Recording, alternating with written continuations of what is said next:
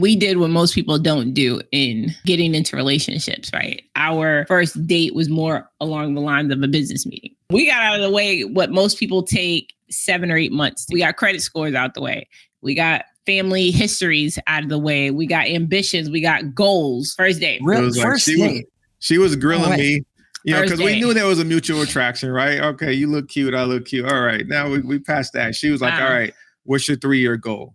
What's your 5-year plan? I was like, are you an entrepreneur? He was like, yes. Okay, tell me what you've done. Okay. Mindset questions. What's your mindset about like, she was really grilling me. So I'm like, man, this is a female where her mind is in the right place. She's ambitious. So, okay, I'm gonna start asking her questions back because I see she's ambitious.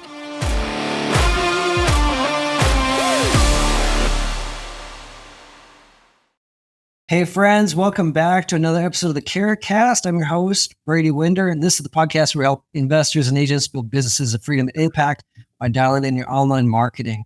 So today I got a couple of friends with me. You may have seen them on the TV show from A&E 50/50 Flip, but you might not know they have been Carrot members for a long time. So this is going to be a fun one. We're going to talk about the journey from wholesaling to building a 66-unit portfolio worth over $5 million, how Carrots played a part in that journey, and then how to have a thriving marriage. These have been married for over 9 years when you're both ambitious entrepreneurs. So anyways, I'll shut up and let you guys introduce yourselves. Dedric, Krystal, welcome to the podcast. Brady, thanks for having us. It's always great to be on with our friends at Carrot. Good to see you again, Brady. Yeah, good to see you. So last time, for the people that don't know you, that haven't seen her, I think the last time we got to talk was Kira Summit. It was back in summer of last year. You guys were mentioning that you're both hardcore serial entrepreneurs. You're both super driven. And that's not always the case. Like a lot of times in a relationship, like one person's kind of the visionary and one person is the organizer that keeps it on the rails.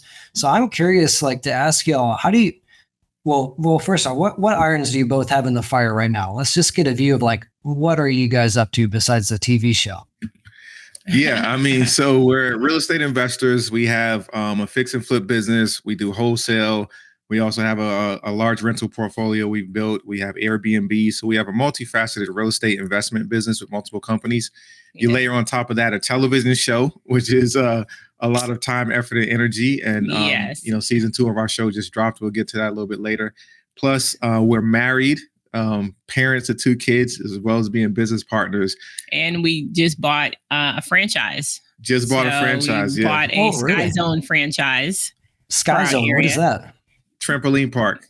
Oh, nice. It's the largest trampoline park franchise in the world. Sky Zone. We have Get Air out here. My son's always asking us to go. Oh, so I'm glad you said that, so I know where my next location is to be. Yeah. We need one in Roseburg. Oh, that's cool. Was that just how did that happen? Was that because the kids were asking you? So that's actually always been Krystal's dream, has been to own a chain of family entertainment centers. She's really big on kids and family and kids entertainment. So my dream was real estate. Since I read Rich Dad Poor Dad and I was a kid, I wanted to live the financially free real estate investor life. And when we first got married, I was like, look, I want to do this real estate thing. And I kept talking about it and not doing anything. And finally she was like, look, you need to do something. She started researching it. We jumped into real estate. But the deal was we would build our wealth through real estate. And then I told her, hey, listen, we can use the assets and the money we make from real estate to fund your dream, which is owning a chain of family entertainment centers. And that, plan is playing out perfectly right now. That's awesome. That's really cool to hear. One thing that is always super obvious, super apparent anytime I hear about y'all, I think the first time was at Max Maxwell's event. It was a wholesaling elite, probably like 4 or 5 years ago now. I saw y'all on stage. Yeah. One thing that's super obvious is y'all always have a clear vision for where you want to go. You can see it when you talk about it. There's this confidence, there's this vision of where you want to go. Tell me about, so you start, what were you doing before real estate, Dedric? So I did sales as a career. So I've sold everything from Cutco knives. I was in pharmaceutical sales, software sales. So my career has been in sales. Okay. So what was it like going from side hustle, like, okay, doing your first flip, doing your first wholesale deal, you're like, wow, this is real, it's not a scam, to now you're running multiple businesses. You got a lot of irons in the fire. what were some of the mindset shifts that you had to make, and some of the maybe like the character things that you had to tackle, or some of the bad habits you had to let go? What were some of the hard things? Man, where do I start? I could write a book. I had an employee mindset like most people. I was working a job. I was making six figures, right? I think my last year I made about 160,000 in sales commissions and salary. But again, I wasn't passionate. I didn't love what I did. I always wanted to be my own boss. And getting into entrepreneurship, I had to learn discipline. I had to learn a lot more discipline, and also I had to learn that you eat what you kill as an entrepreneur. Mm-hmm. So, but I gave up making 100,000 a year to make 100,000 a month. It took a lot of sacrifice. It took a lot of blood, sweat, and tears, and challenges. But again, we routinely make multiple six figures a month. So it's been well worth it. The journey has been well worth it. It didn't happen overnight, but over a period of several years, with the help of my partner and my wife, we were able to get there. That's awesome. So how long has it been since you guys left your W-2s, or you left your W-2? I left my job January of 2020. And I left mine June 2018. June 8th of 20. She remembers the day. Yeah. The wife always remembers the dates. Don't ask the guy. Right. We fired her boss June 8th, 2018. Okay. 2018, because my son turned 1 and I left the day after his birthday. Oh, that's awesome. You get some more time while they're little. That's cool. Yes. So what I'm curious about, we're talking about like the mindset shifts, the things y'all had to overcome. How do you get that discipline? Was it hard the first couple of years? Because I can kind of relate. I've been self-employed at one point, not for very long, but I've seen both sides of it. And I know that I am a much harder it's hard to manage myself, versus where you're at a job. Everything comes down to you. You know what to do. You got a boss to keep you accountable. And so it's hard to keep yourself accountable. How did you manage that? Yeah, I think the big thing for me is modeling mentors and coaches. So early in our career and our journey, we hired a mentor, we hired a coach, and seeing what a full-time real estate investor does on a daily, weekly, monthly basis, and how serious they take their business, how they treat it like a business and not like a hobby, right? Modeling people like that instead of modeling the people who are working a 9 to 5. So that's what helped me. And of course, with my wife, cracking the whip on me like, hey, is that a revenue generating activity? If it's not, get your butt on the phone and close some deals. Because he was on social media at times when we were younger, first getting into it. Well, look, younger. And for me, it was really, like he said, I think for me, I've always been an entrepreneur. So it wasn't hard for me to say, hey, listen, I'm going to transition over to full-time, because I always knew I was going to be a full-time entrepreneur. And I picked my jobs based off of what I needed to learn to become that full-time entrepreneur. And I think if more people thought like that, getting into business, if you know in your heart and your spirit that you are a full-time entrepreneur, then you need to move through life that way. So for me, I've known since I was a child, my mother had always said, I always said I was going to own my own business. I never wavered from that. So for me, when it came to the point where I was like, okay, listen, we're about to transition over, it was a process. And leading up to it, every job that I took taught me a skill that would help me in entrepreneurship. So I took management roles that would teach me how to manage and delegate my time for when I'm a full-time entrepreneur. Every job, sales jobs I took in regards to, and I hate sales, like customer service. I hate sales, but my husband would be like, well, what you doing right now with sales? And I said, okay, well, maybe he was like, you just don't like the word sales. And I said, okay, well, then that's what it is. But because I took jobs that I had to do it just to learn it, then customer service, management and customer service taught me how to deal with people. And I would take these jobs and leave them within a year. Once I got what I needed, then I was gone. But it was to help me navigate from when I went full time. And when Dedric and I went full time, we tell people, they'd be like, oh, get a couple deals under your belt, then quit your job. No, we're not doing that. Don't quit your day job. A lot of people quit too soon. Yeah. Which is a mistake. We tell people, because you've been and got one wholesale deal and you jumping for joy and then realize you ain't got another one in another 6-7 months. We don't do that. We strategically planned out how we were going to do our exit. And for us, for a year, each quarter we would bank a certain percentage of my paycheck so we could learn to live off of one income and one salary. And that's what we did. So every quarter we would do what? The first quarter was 25% of our income. Second quarter is 50%. Third quarter, 75%. So we ratcheted it down what we were living off, and we were living off my salary, which was higher, and we were living off income from real estate. And we learned how to make that transition.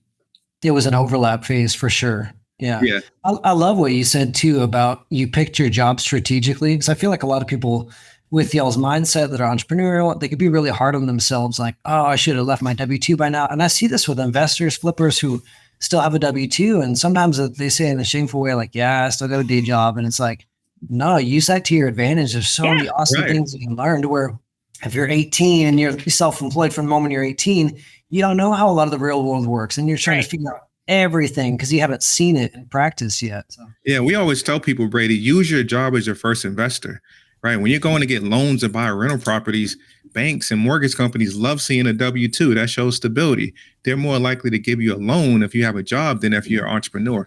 So we had got 8 to 10 houses under our belt before we left our job. Strategically kept my job so that we can qualify for more loans under my name before I left. Interesting. You said something interesting too. You said you had a coach and a mentor.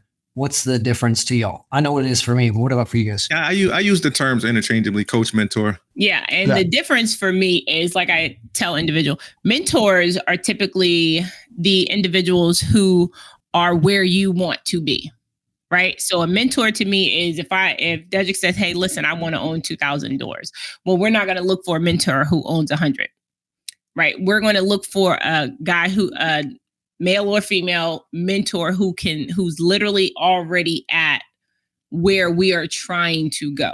Document it. Right. And a coach for me is someone who specializes in a certain area, a certain niche of what we need at the time to learn. So we were hiring coaches who had an expertise in marketing. We were hiring coaches.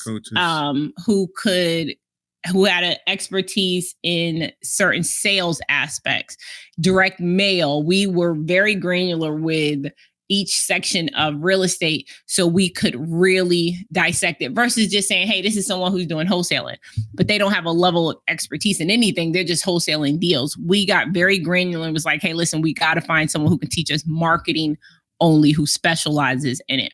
So that to me is the difference between coaches and mentors. And those mentors typically have the time, whereas some coaches don't. The coaches have the time to mentor. Mentor is like the overarching person, and the coach is like, all right, Brady's like, hey, I need to learn cold calling to find motivated sellers. This person is a deep dive expert in how to find leads through cold calling. So we did a combination of hiring both those types of people early in our career to teach us what we need to know to get to where we want to go. And we tell people we still have mentors, right? Dedric and I will speak to regularly so they know what we're doing, what's happening in our life, and how we're still trying to hit those goals, right? Because we still do our Vision Traction Organizer, our VTO every year. So that's awesome. Yeah, it sounds like we're on the same page. I kind of think of a mentor as a little bit more on the personal side, but can overlap. Yes. Someone who knows you, likes you, and trusts you. They can hold you accountable. You have aligned beliefs, core values. The coach is a little bit more objective, tactical advice on a specific thing, like you were saying, Dedric, like cold calling, marketing. Nice. So, okay, so we've gone through the overlap of going from W-2 to, running your real estate business. What was it like going from you're purely flipping houses, you're wholesaling to, okay, now we need to start to build wealth. We need to start to build a portfolio. What was that like? Yeah, it was very early, Brady. The only reason we started wholesaling was to get the cash to buy rental properties and to get that cash flow. So after our first deal, we made 11 grand. Our second wholesale deal, we made 5,000. Our third, we hit the mother load. We made 105 grand. So we had 121 grand within a couple short months. We immediately acquired I think it was 18 units. Yep. We bought 2 or 3 fourplexes, a couple of duplexes, single families. Within 4 months, we did all that. Now it was a year of work. Before that, we were pushing. and not quite breaking through. But once that breakthrough happened with those wholesale deals, we were immediately snapping up rental properties and building our portfolio. And that's why it's super important to have that goal from the outset, right? Knowing that wholesaling is a job. And anyone who knows that, wholesaling is a job. And it could be a high paying job. But we're not giving up a job for another job, right? That's what I wasn't going to do.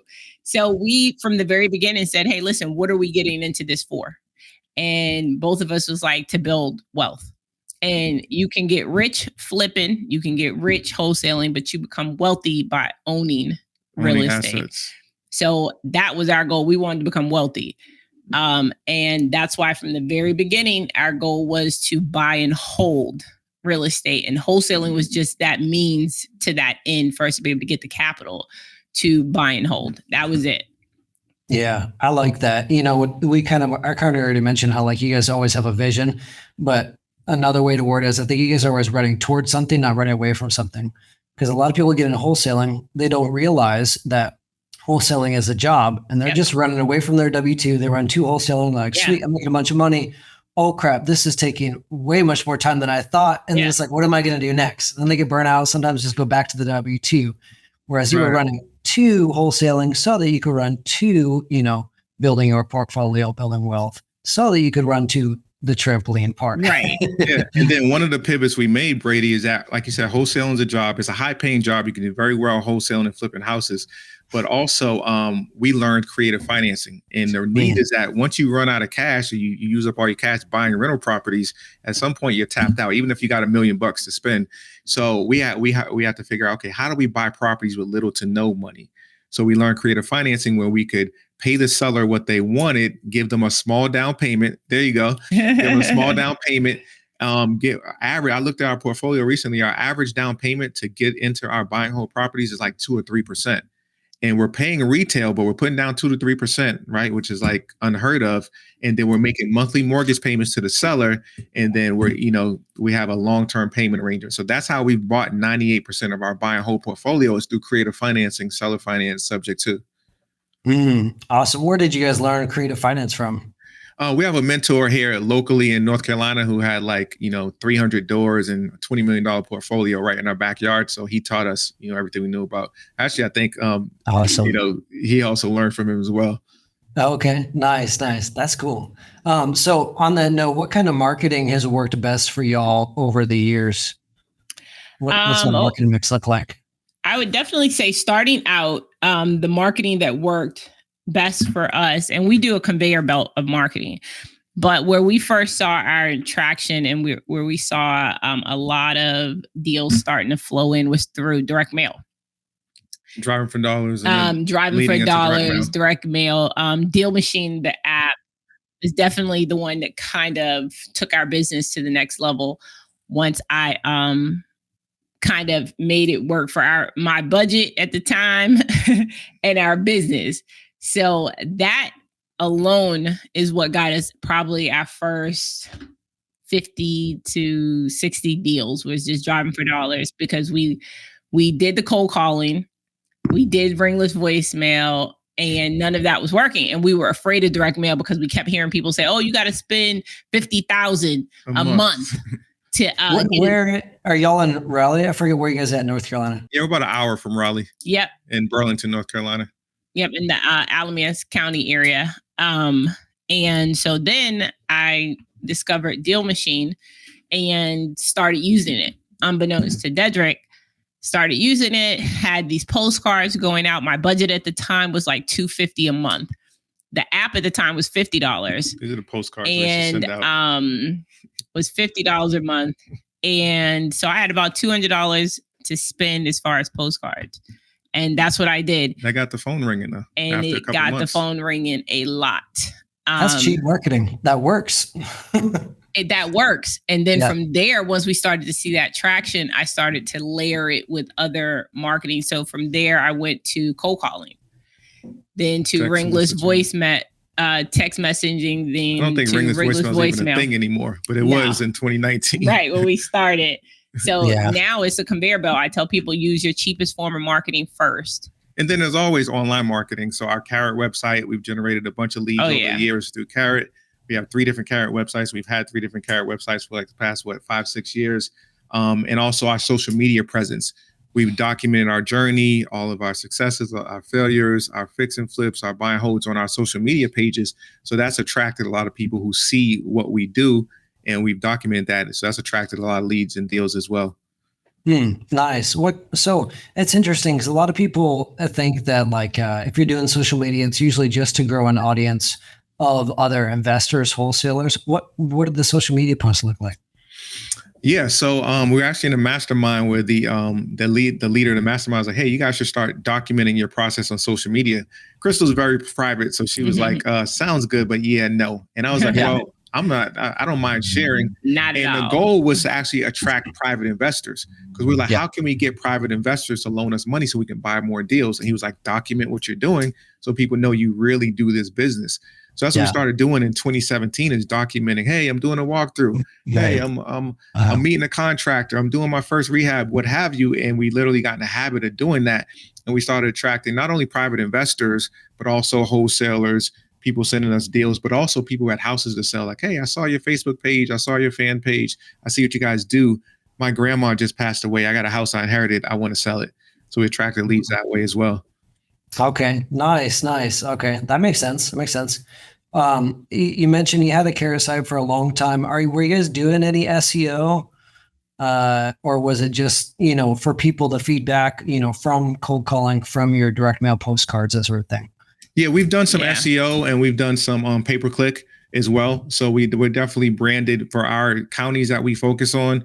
We have the Carrot SEO package, and we have all that stuff dialed in to get that organic traffic as well as paid traffic. Nice. Okay, sweet. Well, let's, anything else you want to mention? I kind of want to switch gears to the TV show, but is there anything else you want to mention tactical that you think might be of value for people as far as like marketing or, doing wholesale deals, anything like that? Yeah, I think from a tactical wise, Brady, I just want to say to people is you want to develop the ability to make 2 offers. So what are 2 offers? When you're talking to sellers, most wholesalers and fix and flip investors only know how to make a cash offer. What we all know is that 99.9% of cash offers get rejected. Why? Because you're offering to pay somebody 50 cents on the dollar for their property. Why would they do that unless they're really in a really bad situation? So when you're able to make a creative financing offer, which is offering them 90 to 100% of what they're asking, it's going to open up a lot of doors. So we encourage everyone to learn creative financing so you can have a wider pool of deals that you can close. Right. Absolutely. Not just the ugly houses you can go after. Now you can go after those pretty houses as well. Yeah, we buy all houses. There you go. Exactly. That's cool. More tools on the tool belt. Have you guys ever thought about getting your license, doing the hybrid agent investor thing, or no, just because creative finance works so well? Yes. So we definitely, at some point, it's on the to-do list. And I thought we were going to get to it during COVID, but then we got into filming at that time. So it's definitely on the to-do list. I just told him, I think one of us should definitely have it. Yeah. Yeah, why not? It's another tool on the tool belt. We do enough flips. Add another to do to the list. But Yes. we have a lot of referral partners as well. So any deals that's not good for us, we have realtors that we refer deals to. So yeah. Okay. Well, nice. Well, let's talk about the TV show now. Man, I don't even know where to start. I guess I kind of want to know, what was the thing y'all least expected from doing the TV show? Everything. Everything. You thought it was going to be grass is green. You thought it was going to Everything. No one ever dreams or thinks you'll be actually on TV. Like, you dream it as a kid, but you're like, that's a bucket list thing. It probably never happened. But our dream of being on TV it came true, and we didn't know what to expect. That wasn't our dream, though. I dreamed of being a movie star one day. Oh. I didn't know it was actually going to happen, but yeah. You don't know what you don't know. And for us, it was everything from season 1 we did not know. So going into it, you're like, oh, you're only going to film 2 to 3 days a week. Then it turned out to be 5 days a week. Oh, only a couple hours a day, about 4 to 5 hours a day. Then it turns into 10 hours a day. So, and Dedric and I, what people don't know is we really learned to flip houses on national TV. We had never done flips before the TV show. Now, we had done renovations, but all the properties we were renovating and fixing up, we were keeping as rental properties. We weren't selling them. So our first fix and flip was actually on season 1 on national TV. We were learning how to flip houses. Most people don't know that. Right. So to actually sell them. Was that part of A&E's interest? So do they know that? Like, this is going to be an interesting experiment. We'll take these real estate investors who haven't flipped. Oh, yeah. Well, when they approached us, they were like, hey, we want to do a show on you guys. And we're like, well, we're not house flippers. We're not trying to be 1,000th house flipping show. They're like, no. We know what you do. You know, we just want to know. We just want to document. And it's A&E shoots documentary style.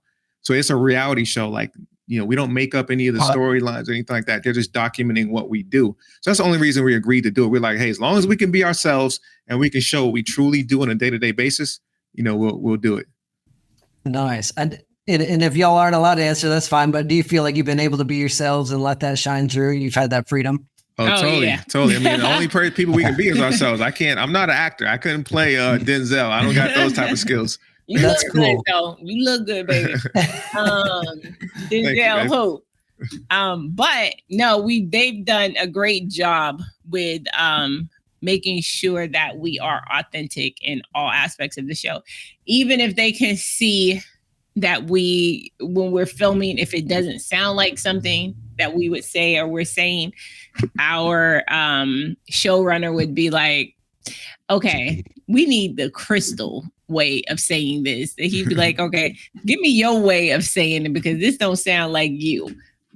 So they were great with making sure that, you know, we stay true to who we are, because that's the only way we know how. And they shoot documentary style. So A&E wants the real and the raw. That's awesome. That would be like my one concern. Other people with TV shows I've talked to, it's their thing is like, I have to be able to be myself. I mean, my one concern going is like, if I can't be me, then the deal's off. We're not doing it. Yes. Exactly. How old are y'all's kids?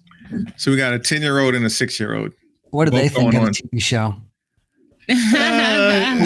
Kind of mixed feelings. Sometimes it's cool to them, and sometimes it's like, oh man, because they're in every episode, so they got to film as well. They don't spend as much time filming as us, but they make an appearance in every episode. Yes, and my 10-year-old is cool until we're stopped in the stores and on the street and stuff, and then he's trying to get to basketball practice or wherever we're trying to go, and he's like, "Can we go?"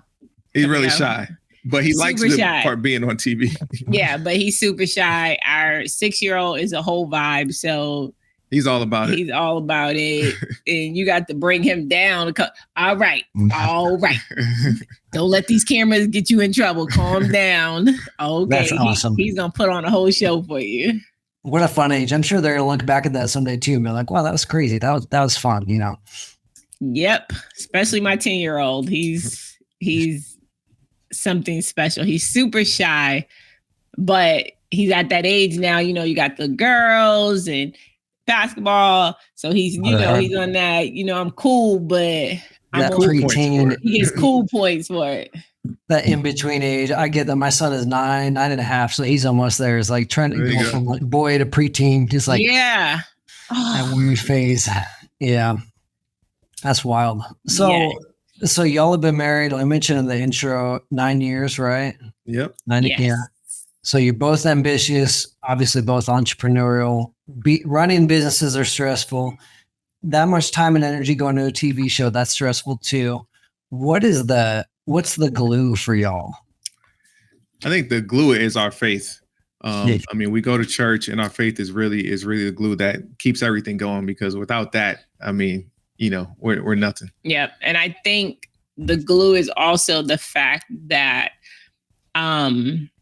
we did what most people don't do in getting into relationships, right? Our first date was more along the lines of a business meeting.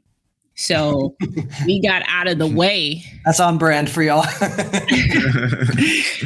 We got out of the way what most people take 7 or 8 months to get out of the way. Like, you know, we got credit scores out the way.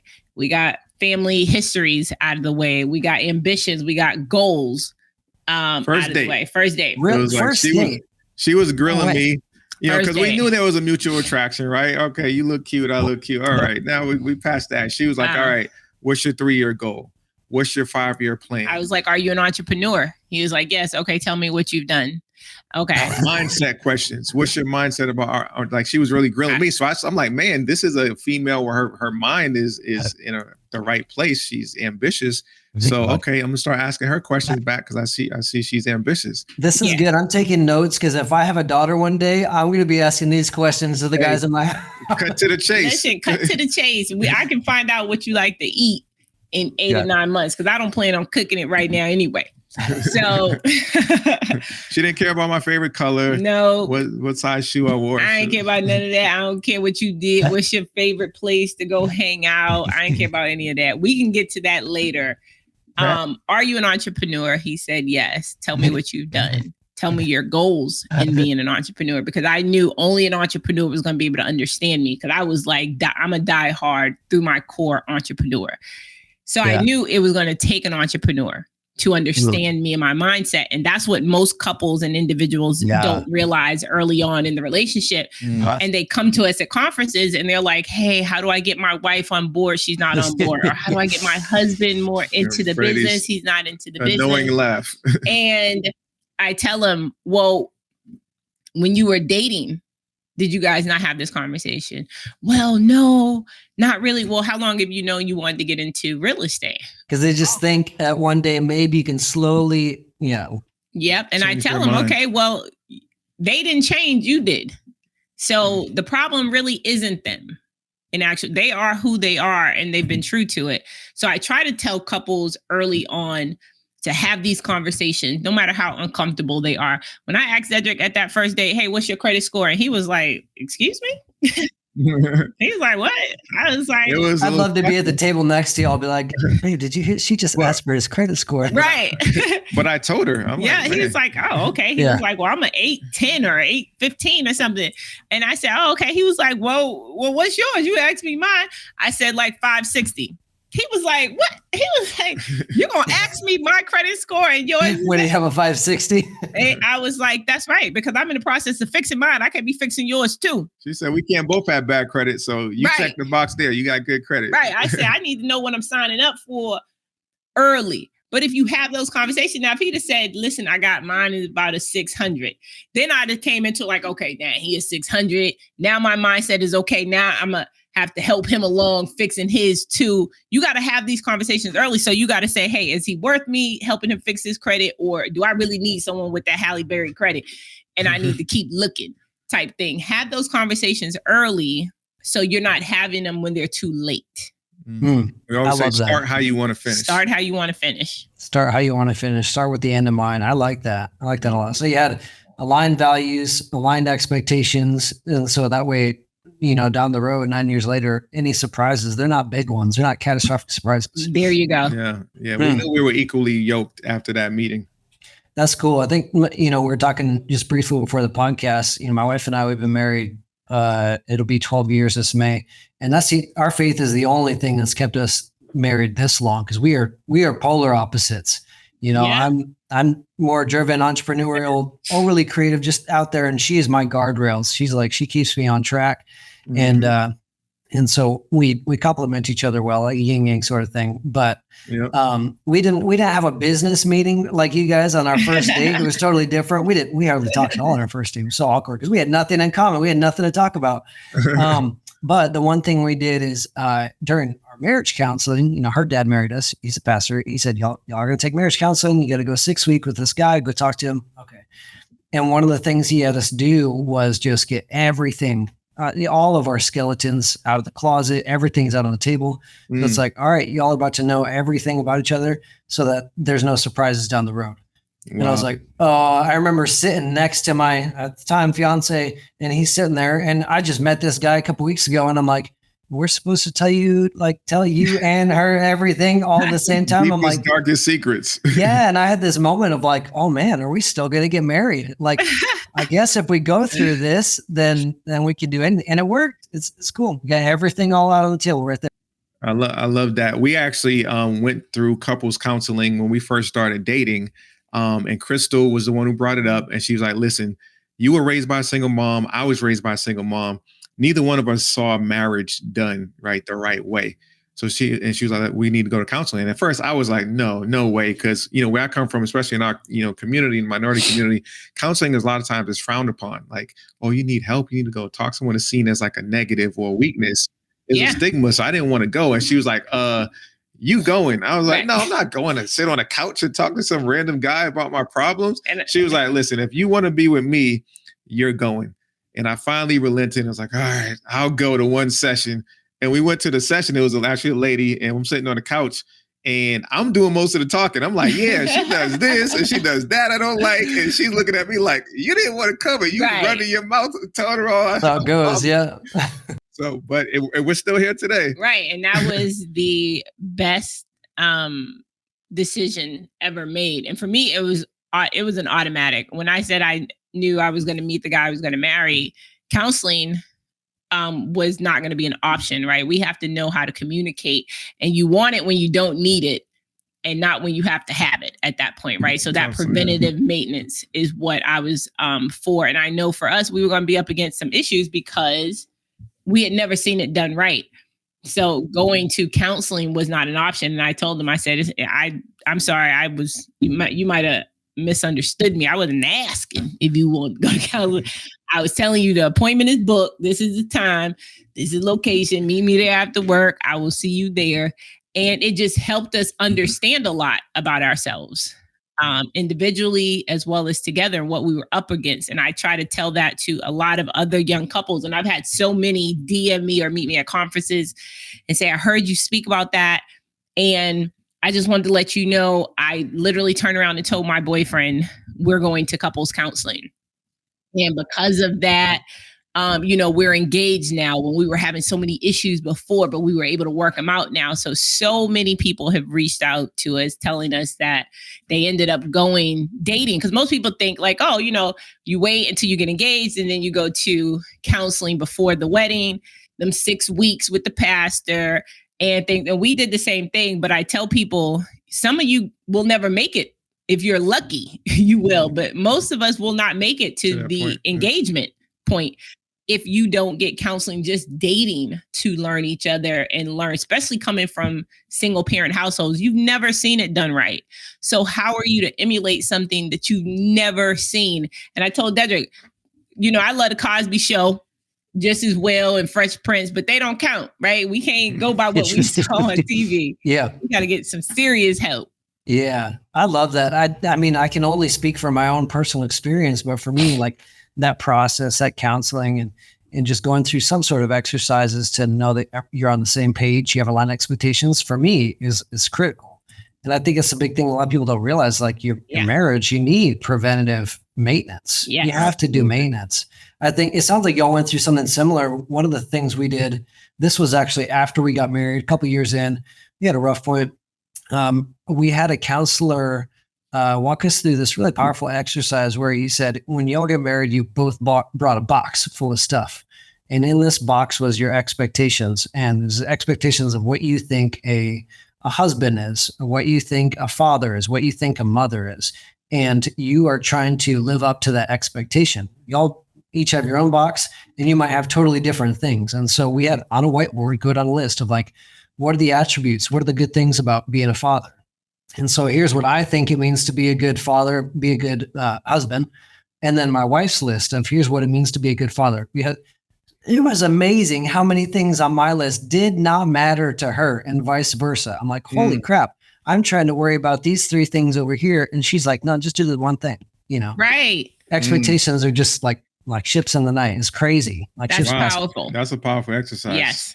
Yeah, it was so, and it's so simple. I mean, you could probably even do that even like as business partners. Yeah. Hey, what does it mean to be a good COO? What does it mean to be a good admin, a good CEO? Yes. But yeah, that was really powerful for us. Yeah. Yeah. Tell me, I'll shut up now. We'll bring it to a wrap pretty soon here. I wanted to ask y'all about, you just mentioned you talk to a lot of younger couples. You talk to a lot of people. Y'all, it's apparent to me that y'all have a passion for passing on what you guys know. You have a coaching program. You do one-on-one coaching. Tell me about that. Yeah, so we have a coaching program. It's called Polite Wealth Portal. And again, we want to share the knowledge with others that was able to change our lives. So we're truly go-getters and passionate about sharing the information. We've become financially independent. We've been able to do all the things we've been able to do because of what we learned from mentors and coaches, and we want to pass that on. We don't come from money. We started pretty much from zero, but to be able to build wealth through real estate, that's something that's really important for us to share with others. And even with the TV show, we even have a lot of the producers and the people who work on the show who we've taught and mentored, and now they're investing and doing their first flips and buying their first rental properties. So it's just something that's near and dear to our heart. So we're very excited about that. Yeah, and I think a lot of us, one way or another, come from that generational poverty. And for us, it's more about, and people hear us say it a lot, you can do good while doing well. And for us, not one or the other. We really do believe in doing good and helping as many other people get into real estate, business, entrepreneurship, because we have people who come to us who are not looking to get in real estate, but other avenues in business. And we're coaching them along on that as well. So for us, it's really about helping people who need it, whether it is, hey, I want to get into business, or they're reaching out to us like, hey, I'm looking to get into my first house. I think we have thousands of people who contact us for rent to own properties, because we do rent to own, because we want people to get into home ownership, even if it's through a program like rent to own. We want as many people to get into and understand home ownership. And for us, I tell people all the time, it's not about how many doors Dedric and I own. I don't care if we own 2,000 doors or we own 2 doors. It's more so about how many doors can we open for other people to be able to walk through and change the trajectory of their family tree like it's done for us. I love that. I was just thinking, as you said that, I was thinking of our mutual friend, good old Adrian, late Adrian Nez. Yes. His thing was always change your family tree. And I love that. I love that y'all are carrying that off. And he was the one who we worked with here in North Carolina. So he ran our pay-per-click all the way up until he passed away. He was the one who was handling ours. He's a great guy. Amazing. We did so many deals with him here in North Carolina. He would handle our Wilmington deals and send us leads and things. So he was amazing. That's a mentor right there. That's a mentor.